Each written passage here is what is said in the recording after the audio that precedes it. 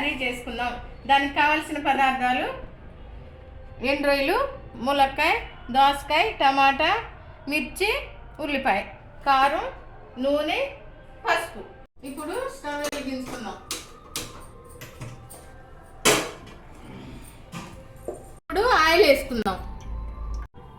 పెద్ద ఉల్లిపాయ, పచ్చిమిరకాయ వేసుకుందాం. ఇప్పుడు రొయ్యలు వేసుకుందాం. ఎండు రొయ్యలు వేసుకుందాం.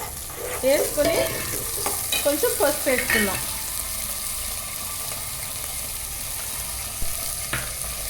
ఇప్పుడు బాగా ఎండు రొయ్యలు వేయించుకోవాలి. ఇప్పుడు రొయ్యలు కొంచెం వేగిన తర్వాత ములక్కాయలు వేసుకుందాం. కొంచెం ఉప్పు వేసుకోవాలి. ఇప్పుడు దోసకాయ ముక్కలు, టమాటా ముక్కలు వేసుకోవాలి.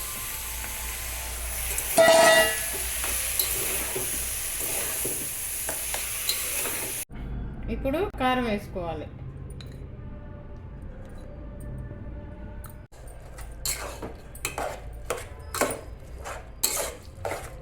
ఇప్పుడు కొంచెం చింతపండు పులుసు పోసుకోవాలి. 12 seconds later. A few moments later. ఎంతో రుచికరమైన దోసకాయ, ములక్కాయ, ఎండు రొయ్యల కర్రీ రెడీ. నా వీడియో మీకు నచ్చినట్లయితే లైక్ చేయండి, షేర్ చేయండి, సబ్స్క్రైబ్ చేసుకోండి. Thank you.